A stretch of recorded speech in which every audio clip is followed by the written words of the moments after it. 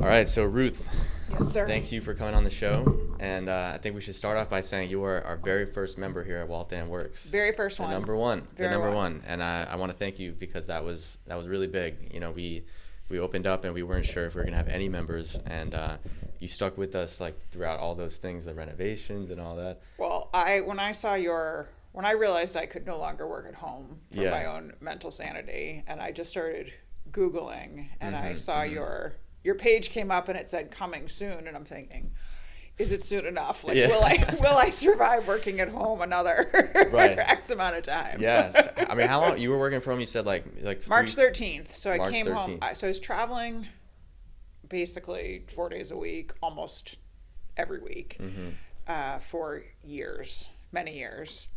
And on March 13th, I came home, and that was it. I haven't left since. Wow. So it was kind of full stop. Right. Yeah. So little adjustment on the home front, right? Everybody being Right. in people's spaces where we had a little more separation before. Right. Yeah. It's like, I mean, being on the road for that many years, and even before you had your own company, you were in auditing, right? Which you were also probably traveling. Yeah. So I would travel. I worked for PwC for many, many years, and towards the end I was traveling a lot more. Yeah. And then I started working more locally again Okay. for a couple of years. Visiting clients, but the clients were mostly local. Like in Massachusetts and Yeah, so there would mostly be day trips or 1 or 2 nights kind of driving there. And then when I started working on my own in like 2011, I really started traveling. I didn't really plan to start working on my own. I was just kind of taking some time off, and somebody called me and said, "Hey, can you help me? We have this thing in Indiana." And I was like, sure, I can go to Indiana. And from there, I didn't stop. Right. So that once they get that one yeah.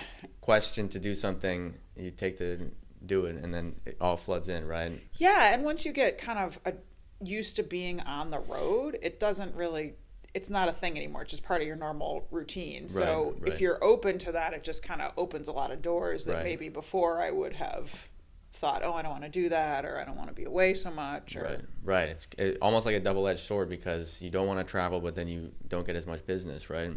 Yeah, there's that, and then there's the, just the routine of it. So by the end, last few years, it's been get up at 3 o'clock Monday morning, go to the airport. 3 a.m. Usually 3 or 4. Go to the airport, take the very first flight out. Wow. Work full day Monday through Thursday. Come home Thursday night, and during the week there's no commuting, right? Yeah, It's 5 or 10 minute walk from a hotel to an office, so Yeah. you save all that time during the week. Right.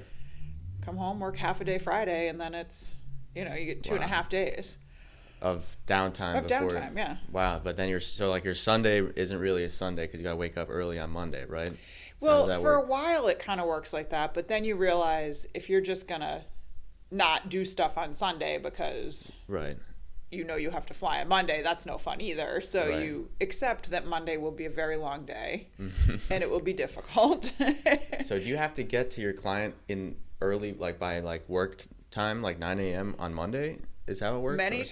Many times I would be the first person in the office. Really? Especially I have 3 clients in DC. Yeah. And they don't tend to DC in general doesn't start as early as Boston does, I think because the government doesn't start as early. Okay.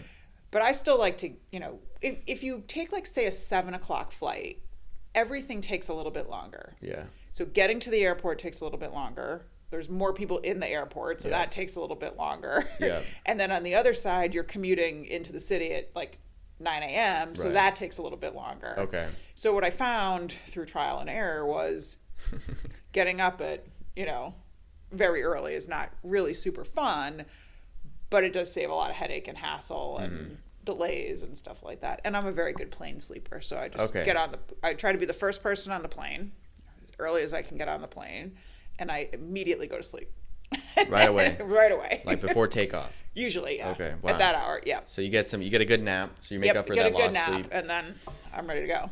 Wow. So you were traveling pretty much almost your whole career, and then now it's COVID, and you're at home working. Yes. And so that's a stark change in your reality. Yes. That is a big change. Yes. And we've talked about it a little bit, but like, what was your work performance like? Did you feel like you were not performing as well too, or was it just like, that you felt like it was going to be, you'd rather not be working from home?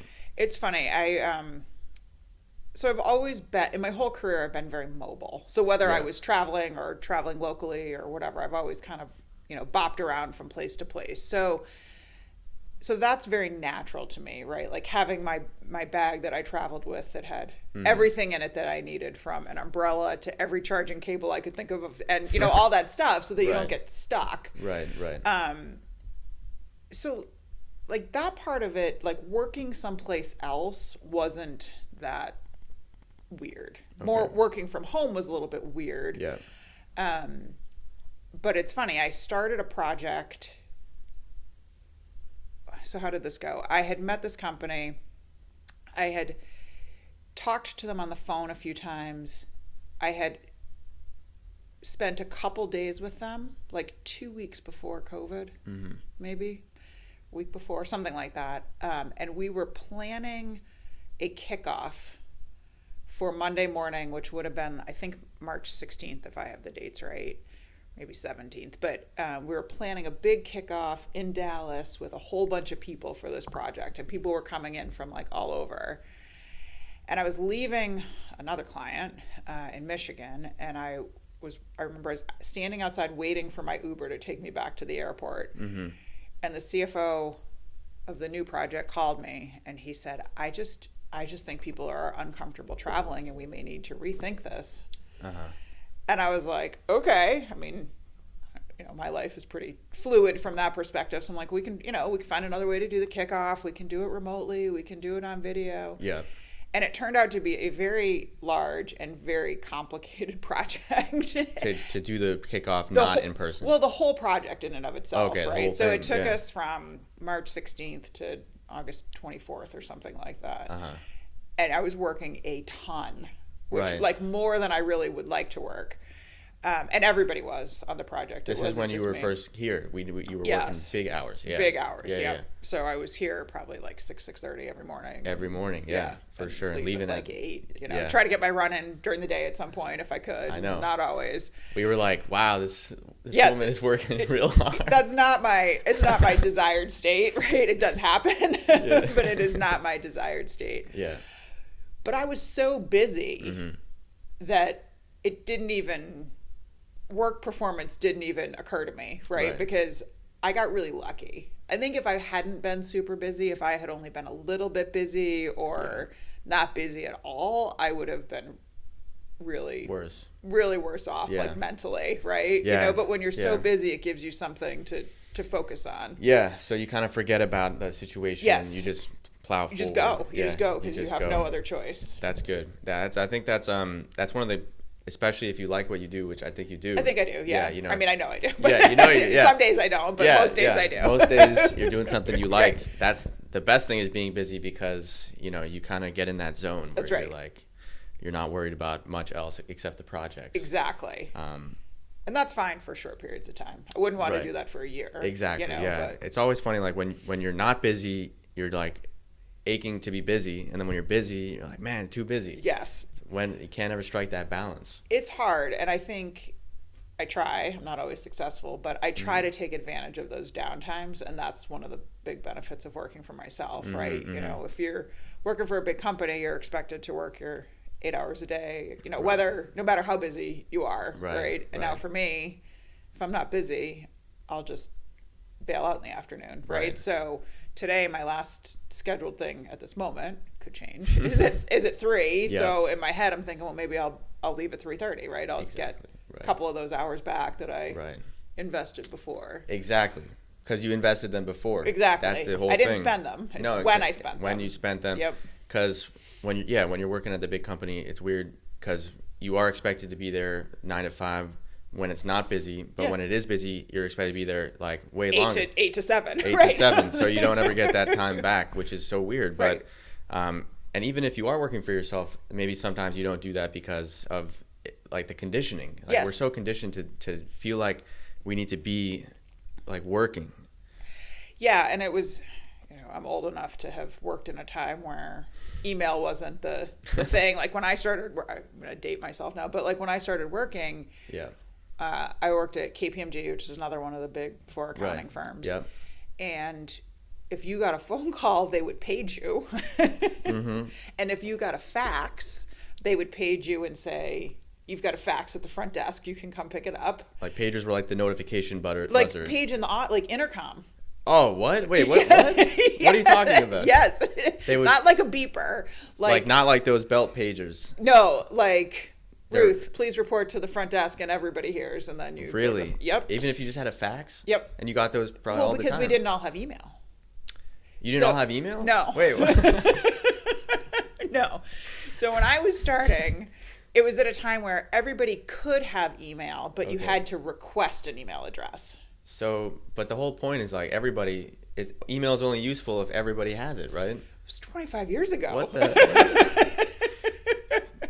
I've never even thought like you hear all the time about like computers, like before that, but email you just assume that once it happened, like everybody had it. Nope. So again, it was available to everybody when I started, but you had to ask for it. So it wasn't like in your onboarding process, you got like a form that said, here's your email address and here's your password and all that stuff. So we would work at clients. Okay.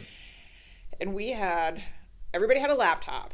So people just a couple years older than me didn't even have laptops. They had like big computers that they brought with them, like to their clients. Like they'd bring them with them? Yep, they had to. Really? Yep. And so we would do all of our work, and we would write a lot of memos, because a lot of what we do is like paper pushing, right? Like documentation of work we've done. Okay.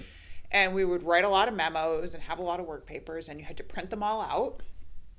And the senior associate on the job, only one of those, right? You could have 10 people in a room, but you'd have like one, maybe two seniors. One person would have a printer.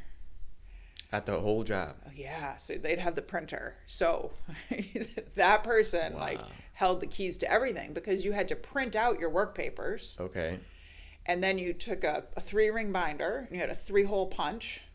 You would 3-hole punch them, and you would put them in the binder in the appropriate section. And for big projects, there were multiple 3-ring binders. These are like the records that These are the records you'd have to create, physical records. So then when somebody, there's a review process for those work papers. So there would be a whole thing. Well, who's going to take the binders into the office? Because we work at client sites, right? Who's going to take them into the office so the partner can review the binders? Like lug them all the way. Yep. That was the thing. Okay. Yep. Oh my goodness. Yep. This is true. And then there was like this joke, right, of the little ring reinforcement things, little stickers? Yeah. Kind of. So we would call those PAs. Okay. Paper asshole. You would stick them on the thing, on the papers, right? Because if you didn't 3-hole punch it straight, it was crooked, it would rip. Yep. Yeah, exactly. And it would like kind of stick out of the binder. It was just a whole thing. And I'm sure the partners made a huge deal out of it if there's like ripped papers or anything, right?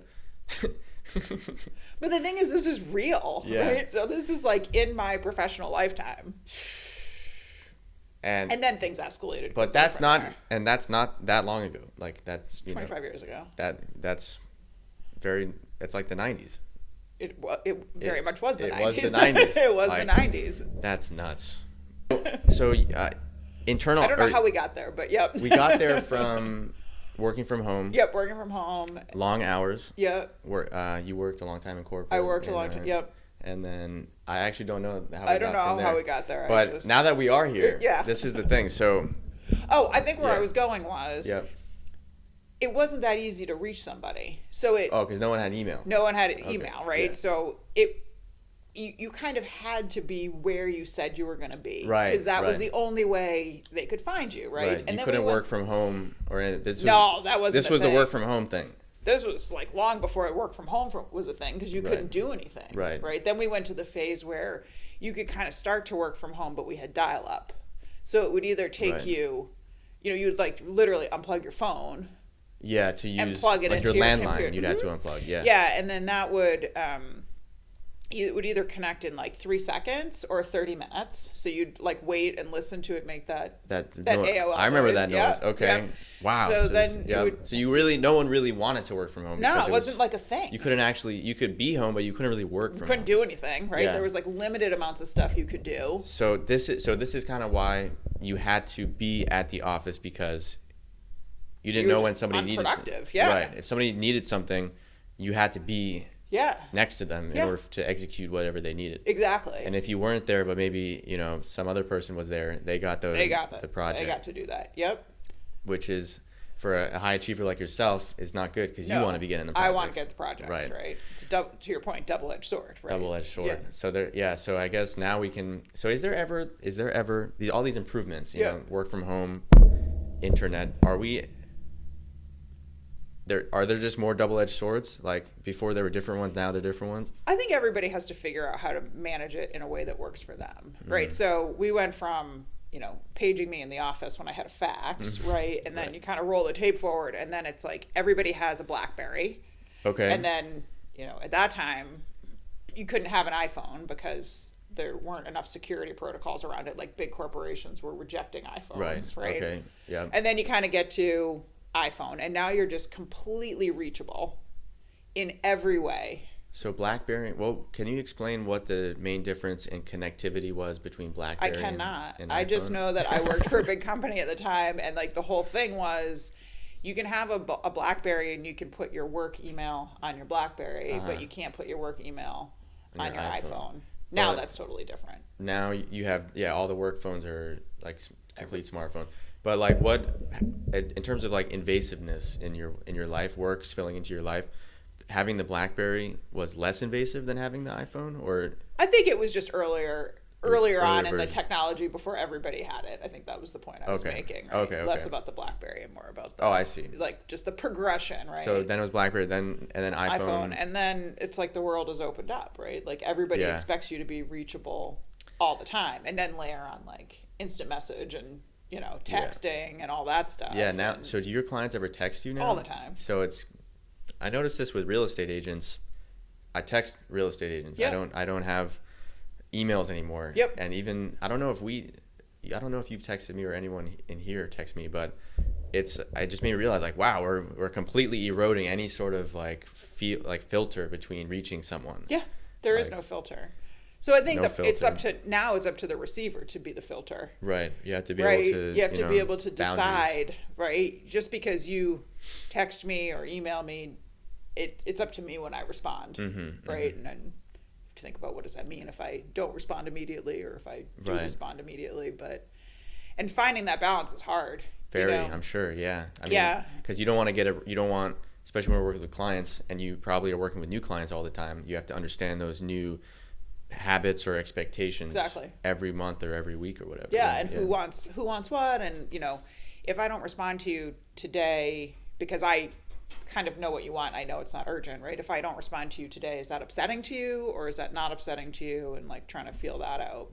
Do your clients typically, are they like really keen on getting responses fast? I'm sure everyone is to some extent. Depends on what we're doing, but generally yes. Okay. Wow. So texting, I don't know. I think right now, since all this stuff is new, like we're all just trying to figure it out. But I'm sure in like 20 years, there will be like more of a, just as there's business casual and dress codes, there might be like codes of etiquette for like work stuff, like this new work stuff. I think people are already figuring it out, right? I think especially one of the things that I think probably a good thing in the long run that COVID's really done is sort of made people feel more free to say I'm not available, right? Because they're at home with their children, right? And just because they're at home or during work hours doesn't necessarily mean that they can be available, right? When kids couldn't go to school, and I know some kids still are not going to school, and even harder when they're doing remote learning, there's another thing that requires attention. I don't know how people are balancing that. I think it's pretty miraculous, frankly. Me neither. I don't either, especially because a lot of the parents now have to teach their kids. Like they're the teachers now. And they have full-time jobs. So that's a very difficult. It's another double-edged sword. Like you have to work to then pay for a tutor to then teach your kid, but if you don't work, you can maybe teach your kid, but you're not making the money to then pay for other things. I agree. I don't know. It's beyond my. That's why I have cats. Yeah. Like, they're never going to college. Never. They might have medical bills, but not Correct. College. Correct. Yeah, that's I don't know. People always say like, oh, college kids are getting it the worst, or older elderly people are getting it the worst, but I don't know. That one seems to be the worst to me. Like parents of young children seems like working parents of young children. I don't know. That seems the hardest to me too. Maybe not the most physically at risk. Yeah. But the hardest of every day with the highest expectations. Exactly. Yeah, and the least amount of support. Like who's helping these people? Yeah. It's I don't know. It's got to be really tough. I mean, if I think about how hard it was for me to just adjust to working from home all the time, and being with Adam, my partner, all the time, and we like each other, right? We get along really well, but it's still a lot of together time, like right. That's an adjustment. It's an adjustment, but right? Then like multiply that by 100. Exactly. Yeah. Right. I feel like if it was hard for me in that pretty relatively easy circumstance, how are some of these other people coping? I just don't know. Yeah, I don't know. This COVID is, I just don't know. I think the more we get deeper into it, the more I'm becoming comfortable with, like, this is probably going to be, just assume it's going to be 2 years or like a year, left of whatever we're doing. But business wise, it's, I get worried. Like, what if co-working spaces were like pretty booming prior to COVID, and we're lucky to have the members we have now. But if something happens where they shut down business or something, it's like, man, these are real life things that are going on. Then it's you just don't know what's going to happen, but you just got to, I guess, move forward. I don't know. And you've clearly made adjustments and worked out your kind of strategy for how to deal with your clients, going from completely in person to completely virtual. It's like, yeah, I think one of the things that's interesting, and maybe interesting for your business, is lots of companies, right? Whether it's a company philosophy or the philosophy of some of the managers, is that, or has historically been, that in person is important. And I don't want to diminish that, because I do think it makes a lot of things a lot easier. But when you're hiring, or when you're looking for a job, it puts some very inherent limitations on who you can hire and where you can go work. In this day and age. But now, if nobody's traveling, right, and if nobody is working in person anyway, regardless of whether you live next door to your place of employment or far away, then don't you open up a whole new world of possibilities in terms of people you can hire? Yeah. And I wonder if that opens up the freedom for more people to do kind of consulting type / freelance type work that they didn't think they could do before, because they didn't have that ability to travel like I did, or the desire, or whatever it was. Yeah, like if you didn't live in one of the hubs, like New York City, San what are you Francisco, going to do? But now, if you live in Utah, you can, and you're the top, you're really smart, really good at what you do, you can now communicate with all these different people. Exactly. And so now, where are those people going to work? Yeah. Right? And so I just wonder if this is going to open up a whole new wave of sort of, I don't know if consulting, but like freelance kind of people, right? Independent contractor type things. Exactly. That's the right word. Independent contractors who want to work not in their home, right? Who want that structure and that ability to have a private, quiet space. I think it makes sense. I think what you're saying makes a lot of sense, and I think it's like I've heard other people talk about it in terms of as like Uber was like the start. That might be kind of more of a low skill job that you can do independently. Yeah. But it will go up to some of the more high skill jobs where you're a consultant and you don't need to be working for a big company. You can do projects and work and freelance out. Yep. Whether you're a computer programmer or an accountant or an architect or an whatever. Architect, exactly. It just opens up. Yeah, I think with COVID, like, it's really easy to get stuck on what we're losing. But as much as we're losing, hopefully we'll be gaining, in new things that come.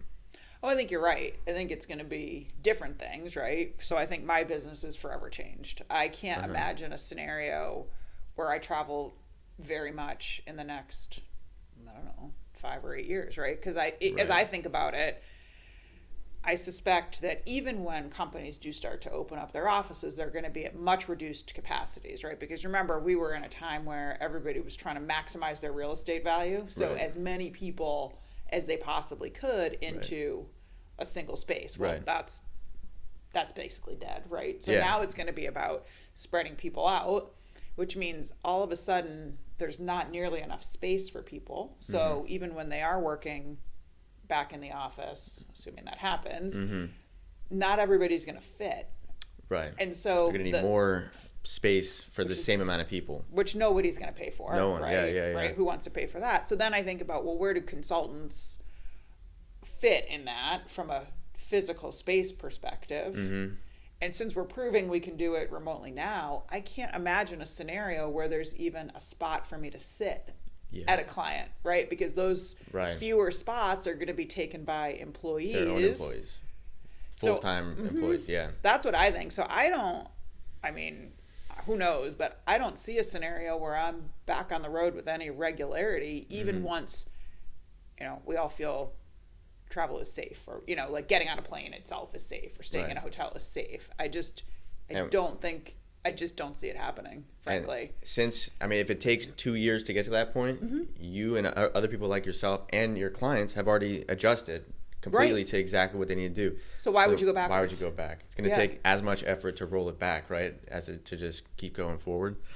That's so interesting. Yeah, I hadn't thought about it in that way, because as a consultant, you go to someone else's office and they have a space for you. Right. So now that's a valuable spot now. It is. I mean, when I was working in Pittsburgh, my office, they were running out of space for their own employees. Right. They switched to like a co-working model in their own office, like hoteling desk and stuff like that. So that's nuts.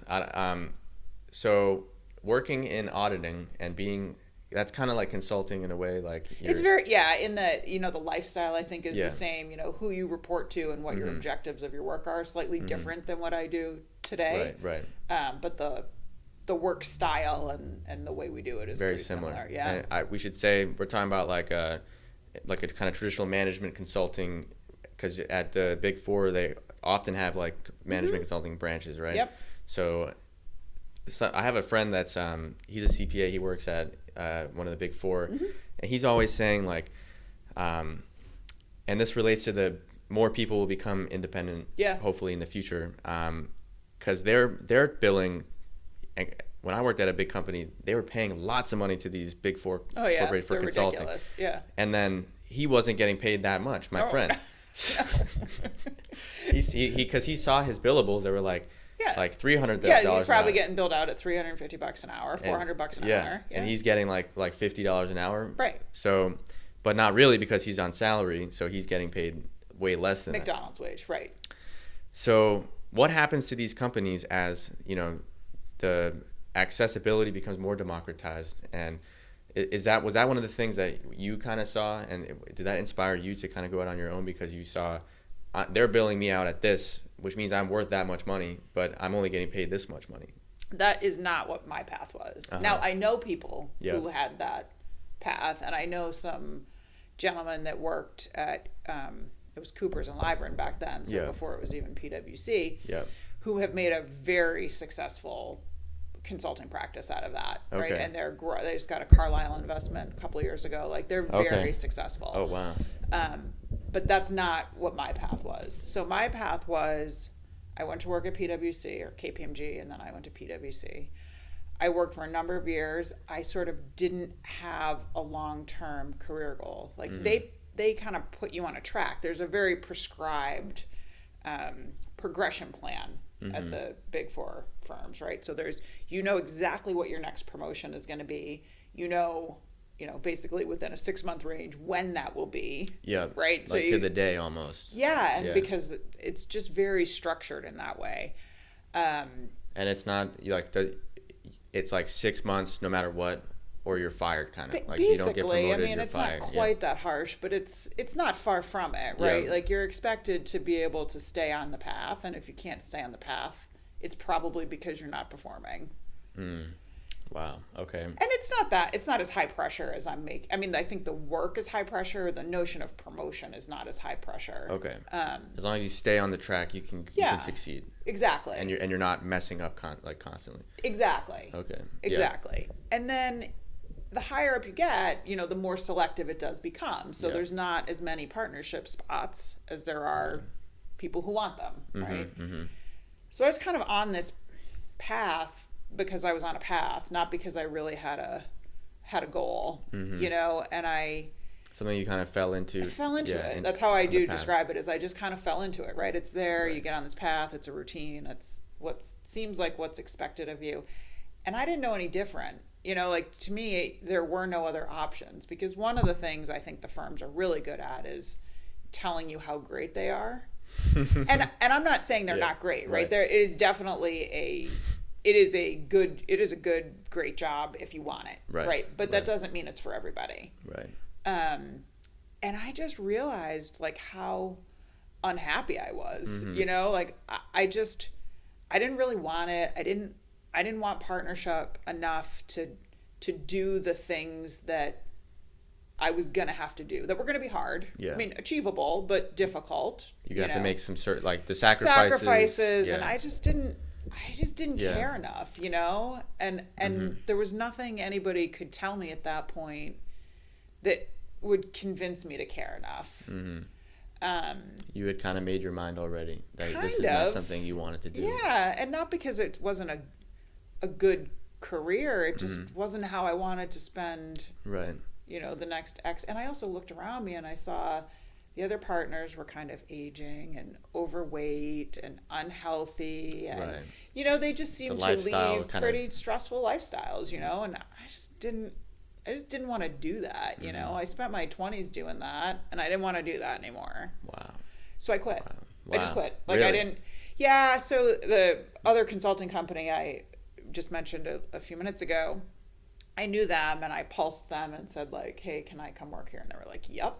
So I did that for, I don't know, a year. I wasn't there very long. That's after you quit at PwC? Yep. Okay. I worked there for a year and a half, and then one of my clients offered me a job, which I took. So I always refer to that as the only real job I've ever had, right? Where I was expected to show up in the same place every day. Right. You had your desk. I had my desk, I had my office, that kind of stuff. Okay. But that's, that was for me. It wasn't about money, right? I like money. Don't get me wrong. It's important. It's important, but I don't. It's not generally the top of my motivating factors, I see. Okay, so it was more, you were just, to put it done. Blatantly, unhappy. I was just done. Yeah, it just wasn't for me. Just done. What do you think was the source of, because for different people, there's different reasons that they feel that way. Yeah. What was it like? Was it that in the moment, you knew that the lifestyle had become something you didn't like, or was it that you could see the future lifestyle only got worse? I think it was both of those things, right? I had maybe a year or 2 years before I quit or left PwC, I had started to fall into that lifestyle, right? I was pretty heavy, pretty sedentary, all that stuff. And I decided, I just had this moment where I was I'm done. I'm gonna work, and I'm gonna work hard, but I'm gonna focus on me too. Yeah. And if that's not working out for PwC, then this isn't the place for me.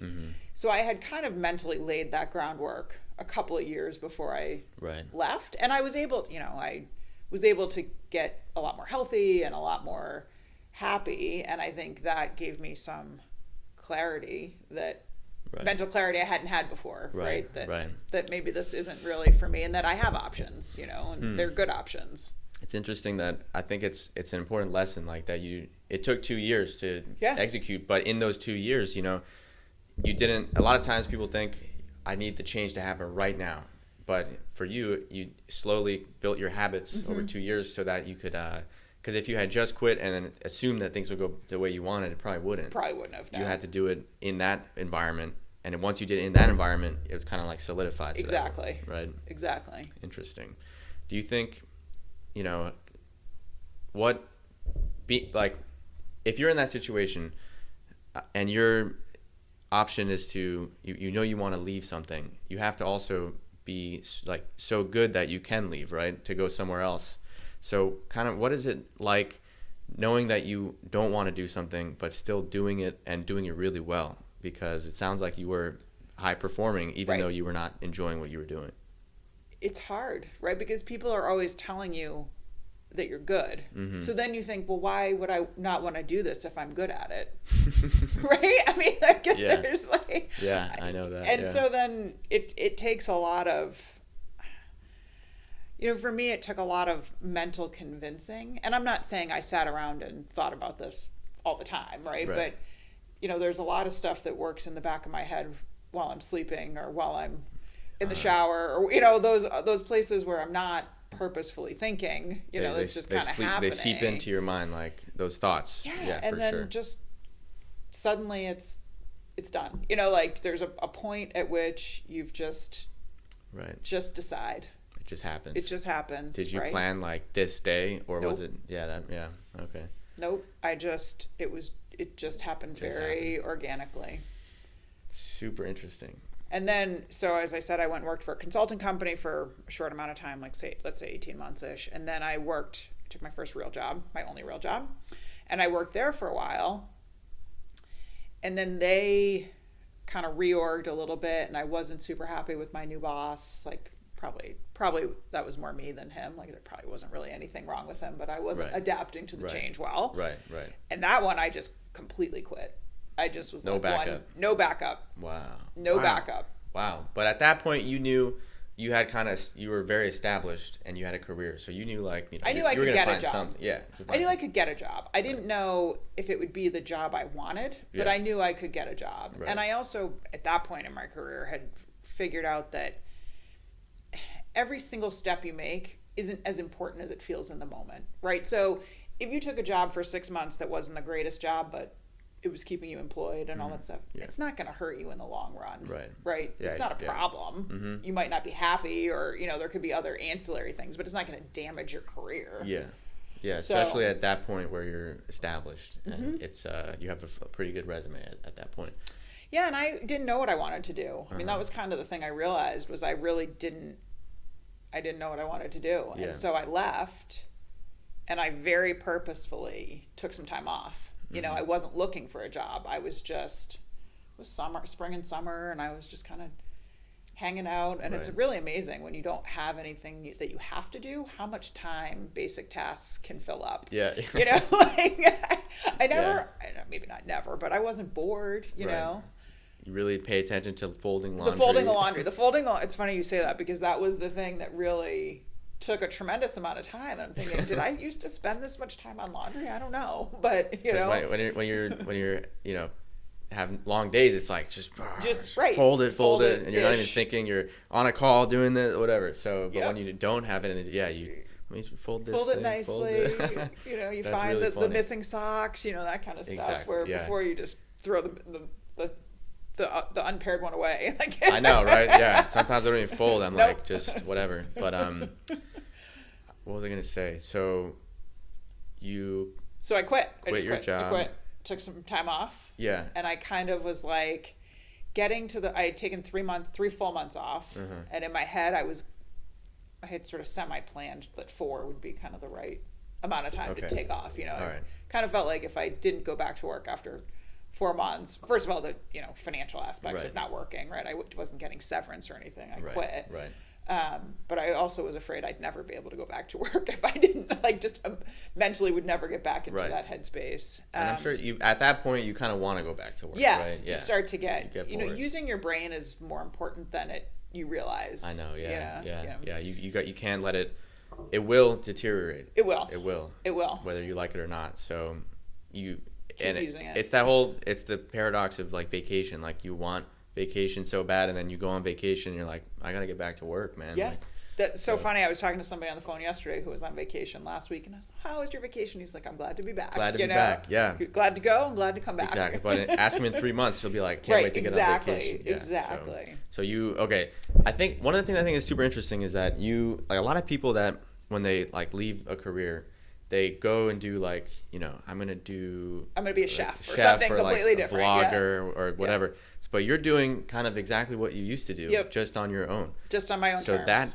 that it wasn't necessarily that your career was the wrong career. It was just the form, like the kind of framework which that career was built on was not for you. I think that's right. I think that's really well said. Yeah. So can you kind of explain that? Like, did you think that was going to be the case, or were you thinking that I have to do something completely different in order to, go where I want to go? So I actually thought when I was coming to the end of my time off that I would go find a very similar job in a environment, like meaning the people and the way the company operated, that was more palatable to me than where I had just come from. So there was really no thought of doing consulting on my own, of being my own boss. Like there was never any of that. Yeah. And I really fell into it when this gentleman I know, who was a CFO, still a CFO I think, of this company, called and said he needed some help. He was like, hey, are you still unemployed? I need some help. And I said, okay, try it. What's the worst thing that happens? Go off, do this, come back, get a job after, right? Like right. Just kind of deferring the need to go look for a full-time job. Right. And they wanted like a part-time work, or what was it? So that project was, they had just invested a bunch of money in a pet food manufacturer in like an actual factory in Indiana, and they. Oh wow. Yep. So they in the summer, it's hot. Pet food manufacturer. Yep. Interesting. So they it's a national brand. It's called Wellness Brands. Like it's everywhere. Yeah. One of those like conglomerate for those. So they Wellness is the brand, right? So if you go to like Petco, you'll see. Oh, it's Wellness. That's the actual product. Wellness brand. Okay. Yeah. So they still do this as far as I know. I haven't done work for them for many years, but they would hire co-packers to actually produce it, right? So it would be their recipe and their formula, but some other manufacturer would make it. Well, they put a bunch of money into a manufacturing facility that they owned. Okay. And they weren't super happy with the guy who was running the financials there. And they, he needed some backup, right? Some help, right? Some extra muscle. I'm from corporate and I'm here to help. So they that means that they're gonna. Yeah, I mean, over time, I think he opted out on his own. Okay. Yeah. So isn't that the best case scenario? Yes, for the company? that's always the goal, right? Is that they opt out on their own. They opt out, right? Because they know, similar to when I was in a job I wasn't happy at, that it's just not the right fit, right? So they go off and find something else on their own. Yep.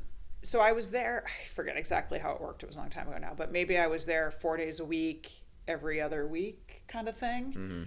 So it wasn't full time, it was kind of part-time with a little bit of work in between, but mostly it was, when I was there. And this is while you have no other work. This is your only job. I had no other work, that was my whole agenda. Okay. And then that was kind of coming to what felt like a natural end. That's kind of the interesting thing I've found, is that most of my projects, it's not like somebody calls you and says, okay, we're done with your services. It's that we achieve it, whatever the goal is, and it just comes to a very natural end. Yeah. And, they'll call me again later. Right. That's kind of how it... The emails slow down, stop coming. Dwindle, and then, okay. Weeks between conversations instead of 3 times a day, that kind of stuff. Exactly. Okay. And so as that was feeling like it was coming to a natural end, and I was like, all right, well, now what am I going to do? I'm going to have to think about getting another job. I got a call from somebody else I knew. It was a private equity firm that owned the company I used to work at. And some of the guys there called me and said, hey, we have this investment in DC. The CFO needs some help doing metrics and, a few other things. Like, do you want to meet with them? So I said, all right, I'll meet with them. So I got on a plane and I went to Washington, and it sounds very fancy when I say it that way. It wasn't flew fancy into at all. Washington, yeah, DC. it wasn't fancy at all. But this is the company that you used to work for that Can you just clarify that? Yeah, so I had this real job, right? I worked at a publishing company. Oh, okay. That's the one. I worked at a publishing company, and this was some folks from the private equity firm that owned that publishing company. So they call you. Yep. They fly you into DC on a private jet. There was no private jet. I have had a couple private jet experiences, but that wasn't one of them. That's cool. Okay. I had one that was really cool. It was when I was at PwC. We were like stuck someplace in like Western Pennsylvania. Okay.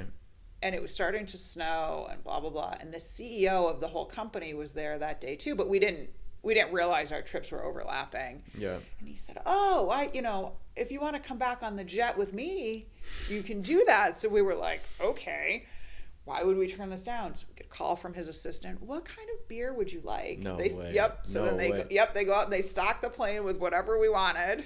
They went out for you? It's not like they had it on hand. They had to go out and get the beer. No, that's the pilot. One of the pilot's jobs. Wow. Is to apparently like stock the plane with that kind of stuff. Oh, cool. Okay. Yeah. So we go to this like little private airstrip. We like leave our rental cars there. Yeah. They're like, oh, we'll take care of those. Are you serious? Oh yeah. This was like, this is probably like the coolest experience of my life. So I'm like, okay. So we get on the plane and we go home, right? But now all of our cars are at Logan because we flew out of Logan. Right. But this jet lands in Beverly because that's near where the company was. And his assistant, the CEO's assistant, had lined up black cars for all of us to go home. So they like land. You land on a little like airfield thing. Yeah.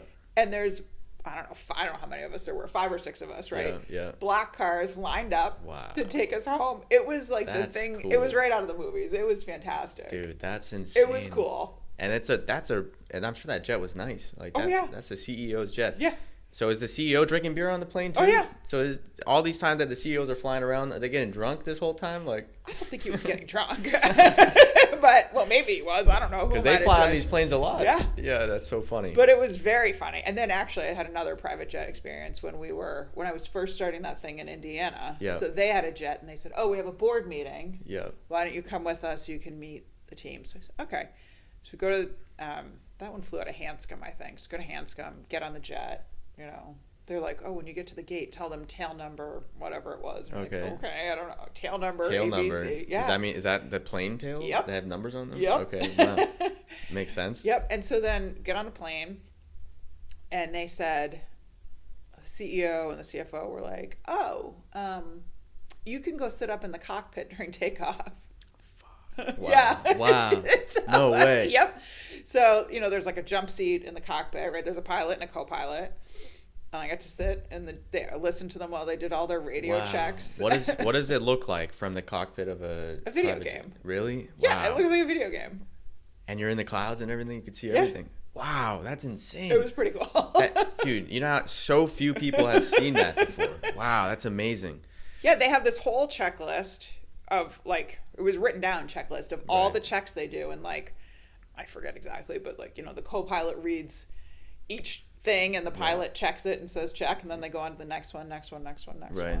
And they're all those all buttons, they all do things. There's all apparently they know what they do. I don't know every single button. No idea. So 2 private jet experiences. 2 private jet experiences. But this Washington D.C. one was not a private jet. Was not. I think that was a JetBlue flight. Okay. JetBlue, maybe extra room, extra leg room. Yeah, pretzels, and 2 sodas. So that's funny. I enjoyed hearing that, by the way. That's very interesting. I've never heard a real private jet, like a business CEO private jet. Yeah. You rarely hear that. This is now, let's get back on track. Sorry. So this is a private equity firm. Yep. This is how you got your second consulting job. Yep. So I go and I meet this guy. Okay. And so what did I do? I spent like a day there. And for their investment in Washington, D.C. Yeah. Okay. It's a company called Blackboard, which you actually may have heard of. For teaching. Yeah, so it's like the platform on which educational content is loaded. Mm-hmm. But they also have a couple other things. So they have like a notification system, alerts for snow days and emergencies and stuff like that. Oh, that's cool. Okay. Mm-hmm. Efficient, more efficient than the news that we used to have to watch. Correct. And if your town got passed, and you would wait for the ticker on the bottom of the screen. And if you were in M's and then yours, you have to wait until the next. So annoying. Yeah. So So black. Okay. Anyway, so I went and I met the CFO, and I did a little tour around and met the accounting folks. And I ended up doing some work for them for actually quite a long time. Okay. And this was more of a full-time thing, or it was pretty full-time, right? Like I don't know if it yeah. was 100% full-time, but I wasn't working on anything else at the time. Okay. And through that experience, I met two women, one who led their financial planning team, and one who was the corporate controller that I became very close to. And so since then, that was a long time ago, they have both moved on. Mm-hmm. And I'm now doing work with each of them at the new companies they're at. Wow. So one of them, so one of them left Blackboard and went to this other company. And I still, we're actively engaged in a project right now. Yeah. And then another one left Blackboard, went to another company. I did a lot of work there with her. She subsequently left. I'm still doing work with that company. Mm-hmm. And now I'm doing work with her new company. So it's very, I've never had to go look for work. Right. I've definitely had some downtimes, where I started to think, oh boy, I haven't worked in a month. I probably need to start really looking. And that only happened once or twice. I really need to start looking for what's going to come next. Something has just always naturally come next. And I've been very lucky, and I know that. I don't know if it'll last forever. But that's also something in every industry. Whether it's construction, whether you're a painter, whether you're like a contractor or a accounting, consultant. It's all you ask them, how do you get business? The best ones always, I don't ever have to look for business. They come to me, and it's like, what is that? Because it's across all industries. It's fundamental. If you do great work, you will not have to go find this work, right? So you see that happening in your company. I do, and I've been very fortunate, but I've also made some choices, right? So one thing I haven't done, and it's a very conscious choice, is I've never tried to hire anybody. Mm-hmm. Because I think that starts to change the dynamic, right? Of now you need twice as much work to pay for that person, right? Yeah. So I've never wanted to expand, right? Mm-hmm. I've just very consciously kept it to myself, right? Yeah. And could I make more money if I hired somebody? Probably. Yeah. But I'm not sure. Right. And now I'm responsible for keeping that person busy. Yeah. So I've done kept it scaled. Right. I've kept it scaled on purpose. Yeah. Maybe I left some money on the table, but I think I also left a lot of stress on the table. So I'm fine with that. But I mean, in a downturn or a downtime, you you could lose everything, right? Exactly. So I'm sure you haven't lost anything. I haven't lost anything. But what would you say to? So we were talking earlier about the billables versus what they're paying you. Yeah. I'm sure it kind of goes both ways. The companies are also paying the consulting firm lots of money. So when they work with an independent consultant, they're paying less money, and you're making more money. Correct. So even though it's not always about the money, it's a kind of a win-win. So do you see that the industry is moving that direction and giving more autonomy to the actual talent? What steps can be made industry-wide, and also if you're in auditing or consulting right now and you're thinking how you were thinking years back, what steps can you take to is this a viable career path for most consultants? Is that work out there, and are companies looking for more of the independent people? I think one of and I can't speak to every industry, right? But so when I think about sort of accounting and finance, there are some big names out there, mm-hmm. and there's a lot of respect attached to those names. Mm-hmm. So you think PwC, you think Deloitte, then you think about management consulting, right? You have Boston Consulting Group, and right. you have, there's a whole list of mm-hmm. 10 or 12 of these firms that are really well respected. And there's a lot of value to those firms. Right. The challenge is the work product you get is only as good as the people assigned to your account. Right. So the firm might be great. Right. And overall they might be great. Right. But if you get somebody that you are not meshing with, whether it's personality or work product, you don't feel so good about it. And so where I've found the most success is kind of acting as an extension of my client. So acting more as part of management than as a consultant. And in cases where there are these big firms involved, which is something I'm pretty familiar with because I spent a lot of time doing it, kind of being the liaison, right? The point of contact between that big firm and all the personalities they have, because they've got a number of people assigned, and management who maybe isn't as familiar as navigating those waters, right? And so I do a lot of work that is like working project manager, right? So you look at, kind of herding all the cats, trying to keep everybody in line, making sure we know what that other firm is doing, making sure we know what management is doing. Is the other firm delivering? Is management giving them what they need to be successful? And then also taking some of those tasks on that task list and saying, well, I can do this. I can do these 10 things while I also make sure you all are doing what you need. So you're even working with some companies that are also working with the big four accounting firms. Oh, yeah. So a lot of what I do is that. Really? Wow. So it's kind of like when you're, if you're building a house, if you try to sub out all of your plumbing and everything and you have no idea about that stuff, they're going to screw you kind of. Yep. But if you're kind of like the general contractor. Because you understand where they're screwing. I'm sure they're not. They're not, but it's, but if they're falling down, right, you can see. You're just you're a uninvolved party that is able to view unbiased on what's going on. Yeah, and I think that's exactly right. Like I try to be nice, but I'm not in it to make friends. Yeah. Right. So I'm not gonna, if management isn't doing what they need to do and holding up their end of the bargain to make the project successful, I'm gonna tell them that. And I'm gonna put pressure on them and I'm gonna put pressure on their team. And that's what they want me to do, right? That's why they've hired me. Same thing for the folks on the other side. So I do a lot of audit management too. So like, let's say Deloitte's doing your audit, right? They have a lot of people running around doing a lot of stuff, asking for a lot of information. Yeah. Keeping them on track and making sure they're cognizant of deadlines and things that the company cares about and focusing on those things first and not last and things like that. I do a lot of that. Okay.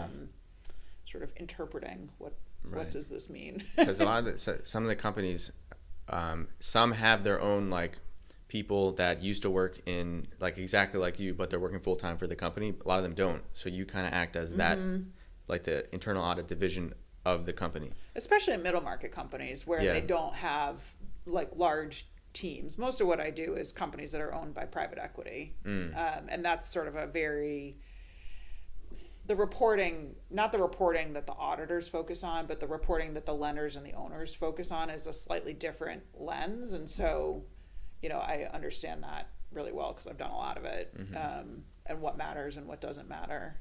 So cool. It's not as interesting as your face is saying it is. No, it is. Believe me. I think it is.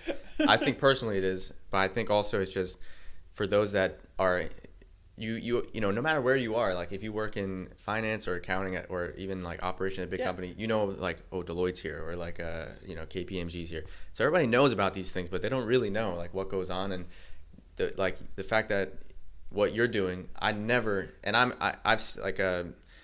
worked in accounting and stuff like that, but I never thought that you'd have someone like you working as a liaison between the two different things. But it makes so much sense. Yeah, and it's also a project, right? So that it's not happening all year round, and everybody else has their day jobs to do. Because that's the other thing that you've probably seen is when the auditors are there, everything goes full stop. Oh, I can't do that. The auditors are here, right? Yeah. So we're trying to kind of eliminate a little bit of that too, so that the company can continue on with their day to day, as well as the stuff that they need to do that's a little bit more project based. Yeah. Some companies maybe try to do it. I bring it back to like the home analogy because it is kind of like that. A lot of people try to DIY their projects and it ends up being much worse. So they go with someone like you. That's right. They may be paying, but they're not losing on the end. Exactly. I think that's right, because they're keeping their teams as productive as possible. And things are only going to get more complex too. Oh, yeah. These things will only get more complex. Definitely. So then let's go back to the question, like, do you think that more people that are in positions right now where they're in that auditor and maybe they don't like it as much, do you think it's possible for other people to get into this as well? Yes. So I think where I started, I mean, I was in public accounting for a really long time, and I made a lot of contacts, and that is what has kind of been able to start me out, was those contacts. And so if you've worked at a big firm for 3 years, I don't think you're going to be able to go off and generally have that same success, because a lot of it is who you know, right? And I don't mean that in terms of, nepotism or any of that stuff, but more in terms of like the contacts. Yeah. Exactly. It's like it is really the kind of hands you've shaken, like in a way, interactions, left impressions on people who will remember you in 10 years. Exactly. Yeah. Or we hope so, right? Yeah, right. And so I do think the work is there, but I think that starting out, if you want to move from, say, public accounting to consulting, you're almost better off to go to like a mid-tier firm if you want to do it earlier in your career and meet more people, right? You can kind of leave that public accounting that isn't working for you. You can learn a little bit more about what consulting looks and feels like, and you can continue to grow that contact base, because that's really, I think, what is going to make the difference. Baseline, you have to be a high performer, right? You have to be trustworthy, and people have to know that even though you're working on your own, you're actually going to get your work done, which isn't always the case, right? Not everybody works that way. Right. So once you can kind of demonstrate that reliability and know people in positions that are hiring, right? You think about if you're in your third year, so you're 25, how many people that you're meeting, other 25 to 28-year-olds, are generally in that position to hire the consultant? Probably not that many, right? Not few. Never, but few, right? So as the people are progressing in their organizations, they have more authority to make those decisions. So now it just becomes a little bit more natural link. I think you put it really well. Like, a lot of people might think at 25, I need to get out of this now. Yeah. But then if they do, they don't have the contacts, they don't have the experience. Right. Two most important things. So it goes back to how you knew you maybe didn't enjoy as much what you're doing, but you still did it. Yep. And thank God you did, because now you have all those contacts and experiences. Yeah, and I think sometimes I think, should I have left PwC earlier? Maybe, but not a lot earlier. Maybe months or a year, or maybe 2 years at the outside. But I don't think I would have been able to be as successful as I am now if I had left after, say, 5 years. So I think, I know the world is on like fast forward, right? So everybody wants to like fast forward their careers, and I mean, there's ways to do it, right? And a lot of the people that I've come across that are really young for their roles, kind of thing, and young meaning experience, not age necessarily. Yeah. Like progress pretty fast. Yeah. A lot of them, there's not a lot of substance behind them, right? Like, they're good talkers and they're good salesmanship, but there's not as much substance because they just haven't done it. They don't have the experiences. They can play the part. Yeah. But they're not the real deal. Yeah, exactly. Yeah. And lots of people have been, I think, very financially successful doing that. So I'm not trying to diminish it as a strategy. Right. Oh yeah, it is a strategy. Can't deny that. Yeah, it's a strategy, right? And so I think if that's, what somebody wants to do, and they're a good talker, you could do it, and you could probably make a lot of money. Right. But there are things you won't get by doing that. That's right. Yeah. That's right. Yeah. So you want to have, what I'm getting from this is basically there really only is one way to do things if you want to have super longevity and skill, which is to kind of just grind it out, focus on the learning, focus on those experiences, not worry so much about the lifestyle at first, knowing that you will have that lifestyle in the future. It's like anything, it's literally like anything. It is like put the work in early, practice. You got to get the chops. You got to get the chops, and I think that's something I've overlooked. I think a lot of young people have overlooked that, thinking that because you see the guy that didn't have the chops and got the position. Yeah, because he's all talk, right? He or she's all talk, and I think you look at those people, and if you want to emulate them, not in my mind the best choice, right? Because if you're trying to do that, you are currently foregoing experiences that could make you a lot more valuable. Right. That doesn't mean, now, if somebody's unhappy in their job, they should go. Yeah. Right? But what I would encourage people to ask themselves is it your own work style that's making you unhappy, or is it the environment? So are you going to be this way, feel this way, whether you work here or whether you work across the street? And if that's the case, then there's possibly something more fundamental to think about, right? In terms of whether it's field or, whatever it is. Right. Versus being in an environment that in and of itself is maybe toxic, or doing tasks that are not what you want to do. Right. I think it's... And it takes time of reflection. You really have to think about it. It's not so simple when you really get down to the nitty gritty. What is causing you this kind of discomfort or pain, inside? Yeah. And it's hard. I mean, I think mental health is a lot more, there's a lot more awareness now than there was 20 years ago, certainly, right? Yeah. But looking inside and sort of asking yourself, why do I want to do this, is not always easy to do, right? And kind of getting in touch with that is, I think, important, but at the same time, again, you can't, as long as you are meeting new people and as long as you are building your resume, it doesn't really matter if you take a job or a position that isn't fantastic, right? And you don't have to check all the boxes, right? Like, maybe you're working for people you've known for 100 years, you're not making any new contacts, but you're building skills, so you can put that on your resume, or vice versa. Not every job is going to check every box, and not every job is going to be a 5 or a 10-year thing, and that's that's okay. That's okay. As long as you over a course of time, you've what that one job didn't have, the new job does have. That's right. And then after 10, 15 years, now that checklist is smoothed out. Yeah.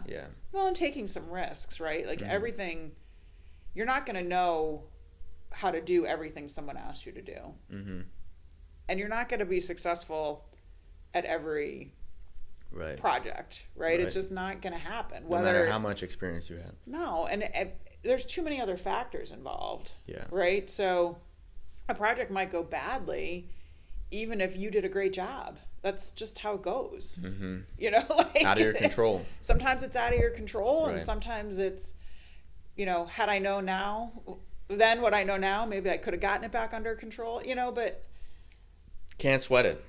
I mean, you can, but if you let it get you down for an extended period of time, you know, it's only going to make you worse for your next project. Go home, have a drink, take the next day off, and start again fresh. That's all you can really do. I'm not saying don't go cry in the bathroom, because it happens, right? But do that night of, you do that. Yeah. But in the morning, you're back to normal. You're back to normal. Right. Give yourself that. I like that. You give yourself that. You can cry in the shower. Yeah. The day it happens, but then the next day you better not cry. On to the next thing. Exactly.